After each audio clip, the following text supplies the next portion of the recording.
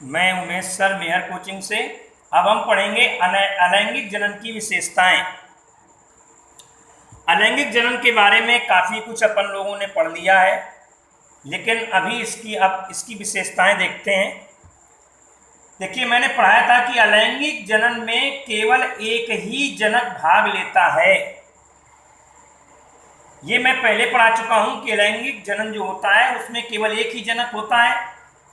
तो अलैंगिक जनन में केवल एक ही जनक भाग लेता है। ये एक विशेषता है इसकी कि द्विजनकी नहीं होता, इसमें मेल फीमेल नहीं होता, इसमें केवल एक ही जनक भाग लेता है, अतः यह एक जनकीय होता है। दूसरा, अलैंगिक जनन में प्रत्येक जनक की कायिक कोशिका भाग लेती है। अलैंगिक जनन में प्रत्येक जनक की कायिक कोशिका भाग लेती है, अतः इसे कायिक प्रजनन भी कहते हैं।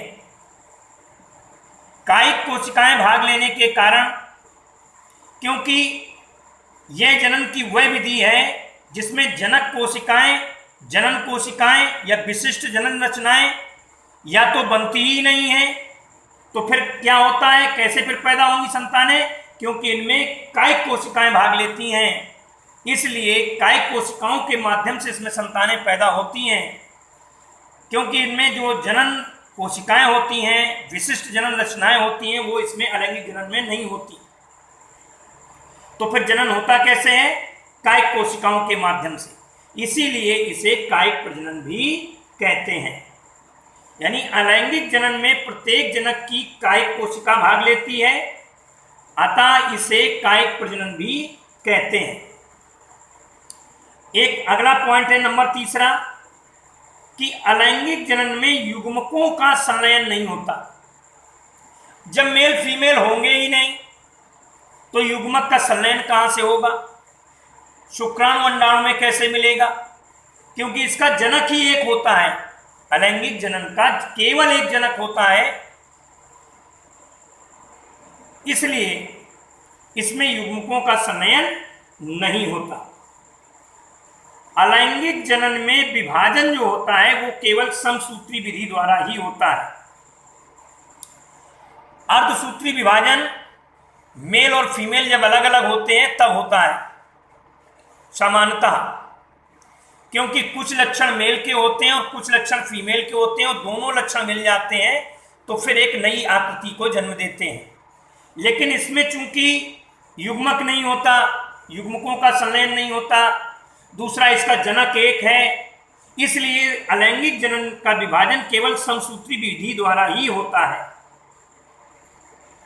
अब जब इसमें समसूत्री विभाजन होगा, मेल फीमेल अलग अलग लक्षण वाले नहीं होंगे, तो नई जो प्रजाति बनेगी वो हूबहू जनक जैसी होगी, अर्थात जिसे क्लोन कहते हैं। ऐसी संतान जिसमें कोई भी अंतर ना हो उसे क्लोन कहते हैं। हूबहू जनक जैसी हो तो उसे क्लोन कहते हैं। तो इसमें क्या है कि नवजात संतानें आनुवांशिक रूप से समान होती हैं, क्योंकि उनमें आनुवांशिक गुण बिल्कुल सेम होगा, क्योंकि इसमें माता पिता जनक अलग अलग नहीं होते, इसका जनक केवल एक होता है, इसलिए नवजात संतानें आनुवांशिक रूप से समान होती हैं इसमें। और अगला लक्षण है, इसमें अगुणित एवं द्विगुणित पीढ़ियों का एकांतरण नहीं होता। तो अलैंगिक जनन की जो विशेषताएं हैं वो 6 निम्नलिखित हैं। अलैंगिक जनन में केवल एक ही जनक भाग लेता है, अतः यह एक जनकी होता है।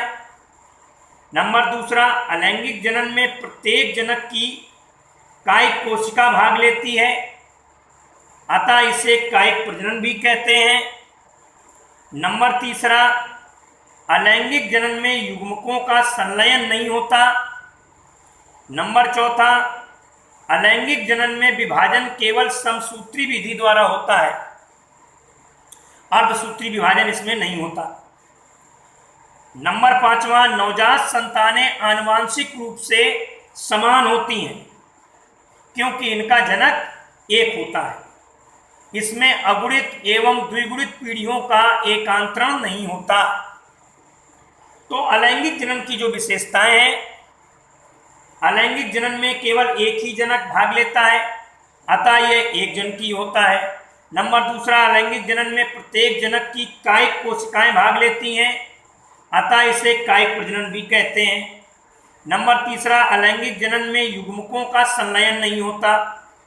नंबर चौथा, अलैंगिक जनन में विभाजन केवल समसूत्री विधि द्वारा ही होता है, अर्धसूत्री विभाजन नहीं होता। नवजात संतानें आनुवांशिक रूप से समान